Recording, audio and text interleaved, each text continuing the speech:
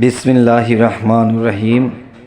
হে সমস্ত জগতবাসী, হে সমস্ত মুসল্লিগণ, হে সমস্ত পরহেজগারগণ, আপনাদের সামনে আজকে একটি আলোচনা নিয়ে হাজির হলাম। সেই আলোচনাটি হলো, দেখুন যে কোনো ব্যক্তি কোনো এক জায়গায় গমন করেছে কোনো কাজের উদ্দেশ্যে।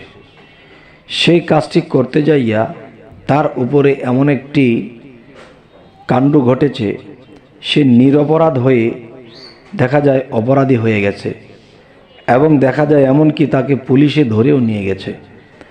তখন শত্রুপক্ষে তাকে ভুল প্রমাণ করে, তাকে মিথ্যা প্রমাণ করে তাকে জেলে ভরে দিয়েছে। আচ্ছা, এই পৃথিবীতে দেখা গেছে জেলে ভরা ছাড়া সামাজিকভাবে সমাজের মধ্যেও কারো সাথে এদিক সেদিক হয়ে হয়তো এমন একটা দুর্ঘটনা ঘটে গেছে যে কোনো মানুষের মৃত্যু পর্যন্ত হয়ে গেছে। তখন দেখা যায় আইনের আওতায় তাকে নেওয়া হয়েছে। এরপর বিচার কাস্টে তার শত্রুপক্ষেরা তাকে এমন কিছু প্রমাণ করে দিল যে প্রমাণিত হয়ে তিনি জেলে চলে যেতে হলো। এই মানুষটি চিন্তা করে, আমি তো মানুষের উপকার করি, আমি তো মানুষের ক্ষতি করি না, কিন্তু এটা কেন হলো? এই কথাগুলো ভাবে আর চোখ দিয়ে পানি ঝরে। তখন এই নির্দোষ লোকগুলার কেন এই অবস্থা, কেন এদের এই অবস্থাটা হলো? নির্দোষ মানুষের সাজা হলে আল্লাহ তো সাহায্য করবে, কিন্তু আল্লাহ কিন্তু বলেছে, আমি যে সাহায্য করব সেই সাহায্যের স্থানে তোমাদেরকে যেতে হবে। সেই সাহায্যের জায়গায় যখন তোমরা যাবে, তখন সেখানকার উসিলায় আমি তোমাদেরকে সাহায্য করে থাকব। এখন দেখা গেছে তোমরা সেই পর্যায়ে যাও না, সেই ব্যাখ্যা বিশ্লেষণ করে চলো না। তবে হে সমস্ত জগতবাসী, যে যদি 100 ফ্যামিলির কাছে যাই, এর মধ্যে 85টা ফ্যামিলির মধ্যেই দুঃখ দুর্দশা, নির্দোষ হয়ে হাজত খাটছে, নির্দোষ হয়ে অপরাধী হয়ে গেছে। তো এদের জন্যে আজকে এই আলোচনাটি, সাথে থাকবে মুসাফিরদের কথা। দেখুন, আজকের যে আমলটি সেটি হলো কি, সূরা তূর এর আমল ও ফজিলত।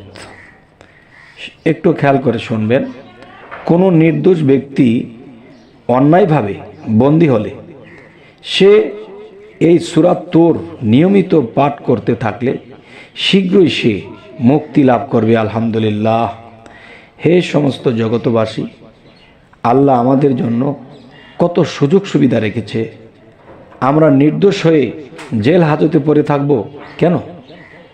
অবশ্যই আমি কথাটি আবার বলছি, কোনো নির্দোষ ব্যক্তি অন্যায়ভাবে বন্দী হলে সে এই সূরা তূর এই আমলগুলো করলে এবং দেখা যায় নিয়মিতভাবে সূরা তূর যখন পাঠ করা হবে, খুব শীঘ্রই আল্লাহর রহমতে তিনি মুক্তি লাভ করবেন। এবার আসি, মুসাফির ব্যক্তির পাঠ করলে কি হবে? একজন মুসাফির ব্যক্তি এক দেশ থেকে আরেক দেশে মুসাফির হয়ে সে গেছে, যাওয়ার পরে দেখা যায় কিছু সমস্যা এসে দাঁড়ায়, বা কোনো বিপদ আপদ হয়, বা নৌকায় চড়ে গেলে নৌকা ডুবে যাওয়ার ভয় থাকে, বা তিনি স্টিমারে গেলে ঝড় তুফান এসে সেই স্টিমার ডুবে যেতে পারে, বা এরকম কোনো পরিস্থিতি। যদি গাড়িতে যায়, গাড়ি থেকে পড়ে বা গাড়ির দুর্ঘটনা ঘটেও সে তার ক্ষয়ক্ষতি হতে পারে। তাহলে সূরা তূরের কথা কি বলা হয়েছে?